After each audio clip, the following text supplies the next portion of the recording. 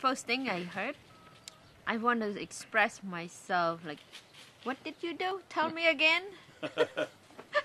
It's shock, you know, but it's really interesting to know what he do. You know what I mean? And what was interesting, I think, about the outcome of that is that for the next several years, she would occasionally, when it was anything relevant, honey, remember, I don't want freeze. I don't want freeze. Mm-hmm. And I would tell her, I'd laugh, I'd say, I promise you, you won't be frozen if anything should happen. Were you actually afraid he might freeze you? You never know, you know. Well, I'm a believer, and at that time, of course, she wasn't, you know. But I think that he will be ask me first if he want to do something freezing, you know. We not just go ahead and do it. No, you didn't think he was going to freeze you and stand you up in the corner or something? No. No, I would follow her wishes, whatever they were. What happened probably 15, 18 years later, after Mert had seen many television shows and heard many discussions and read much stuff, one day out of the blue she said, honey, I want to tell you, if I die, I want freeze. I want freeze. And you do. You want to be frozen. I want to do. Now, yes, definitely. And that's her coming to that on her own conclusion. I never once tried to influence her in any way. What made you come to that conclusion? What changed your mind? What made you think, gee, I think this is something I want? I learned a lot from him, what the story he been doing in the past. And with the interview with Mike Perry, the first time that I don't even have a clue, and with interview with American Life. This American Life. This American Life radio broadcast. Yeah. It was right after This American Life that she made that statement, honey. I want to be free. I learned more after that, and kind of understand what he doing, which is makes sense. In 2004, I sold my electronics business and retired. And so I had this enormous desire to tell the story of what happened, because I hadn't done it.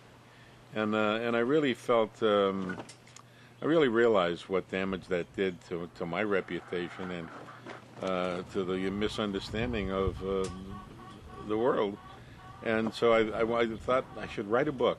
But first I wanted to make sure that I wasn't stepping on anyone's toes. And so I called Bob Ettinger and asked him, after 25 years, he couldn't believe it when I called him. I'm sure. His exact response when I said, this is Bob Nelson, he said, the Bob Nelson? I said, I guess you could put it that way. And anyway, he said, wholeheartedly, I agree, it would be a wonderful thing for you to do, and if I can help you in any way, I'll certainly be willing to edit it or help. I'll even write a chapter if you want. And I said, well, how about 2? And he wrote 2 chapters for the book. And then I talked to my one of my employees and dear friend, Ken Bly, who I had asked to help me with the book, because it was important that I be able to relate this back and forth and the pros and cons, and someone to take an independent look at the way I saw things and the way things were. And I'm glad I did. Out of it, we now have a second book, the Ice Knap, and the prospect of a movie being done right now, directed by Errol Morris. What do you think, Mert, about the movie? Do you think it's a positive thing for Bob? Well, yeah, I think so. Will be come out and show to the other people that was criticizing him a while back, and hopefully will be end this criticism for him. What do you think of this guy? Well, what do I think about him? He's a good man. He's a good father. He have a heart. And I feel comfortable with him with every day that I've since the day I started married and up to now 22 years. I very feel special from him. Learn a lot from him. in this country that I have no clue at all about. You know, I come here, I don't speak English at all. I learn a lot from him. I learn a lot when I go to work and school and friends. So he's a good guy. I love him. There's no question. I know. Does it hurt you to hear these things said about him? Yeah. That he was a swindler? Yeah, I did feel hurt. But his decision he made himself, and he did not talk to anybody for a long time. And for me, I feel that he need to tell them exactly what happened. So that's why he asked me when in 2004 when he retire, he want to write a book. And I said, I agree. You need to read the book, write a book, and tell exactly what happened. Let people know. Don't let people say bad thing about you, but you don't respond them. They will assume you did it.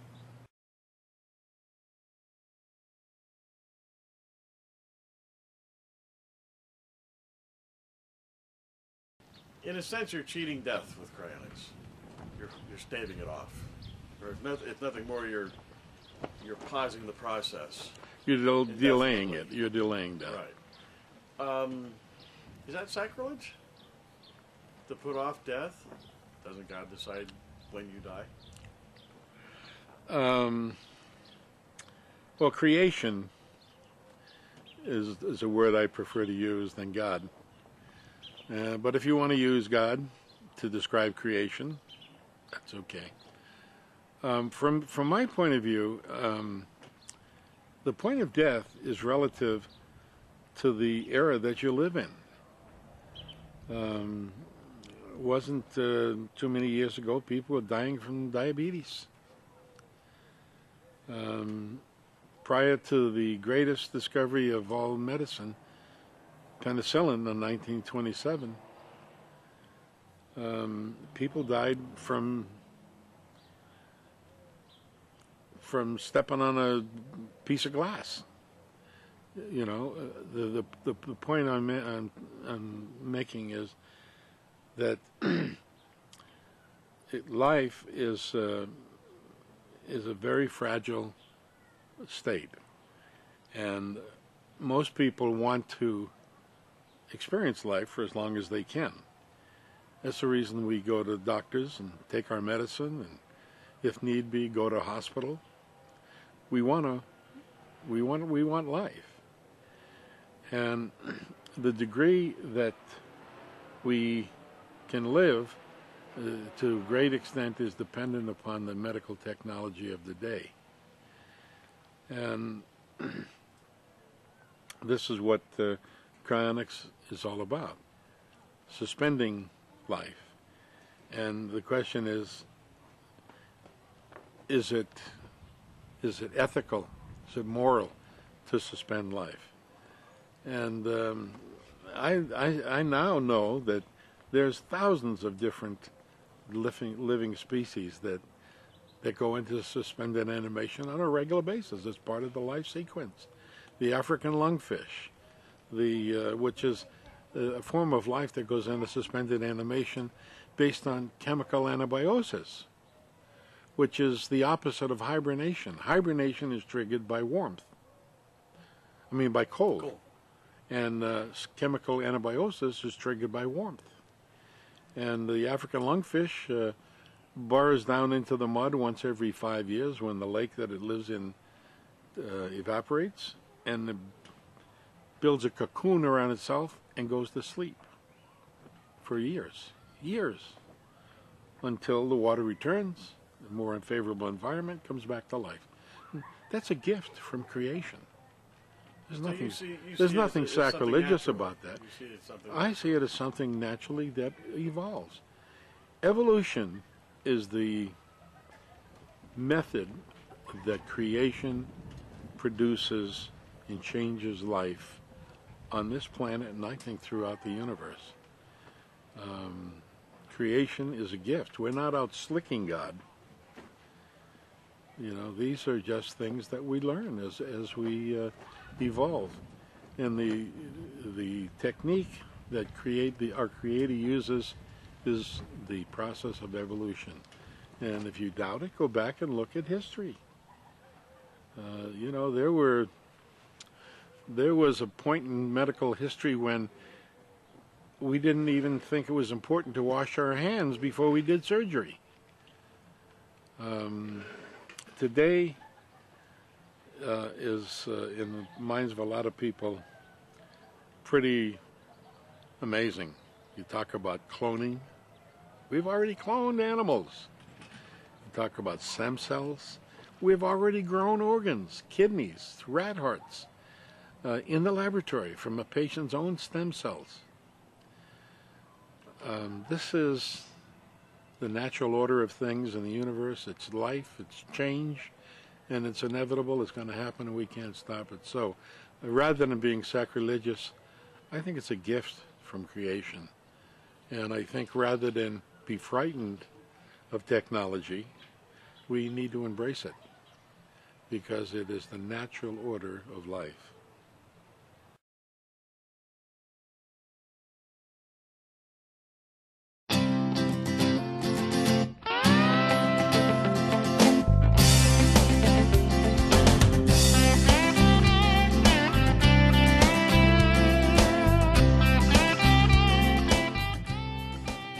Is Bob a coned liver?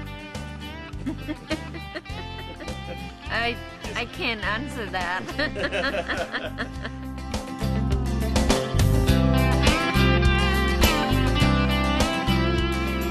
Take one. Well, they freeze a man here, they freeze a man there.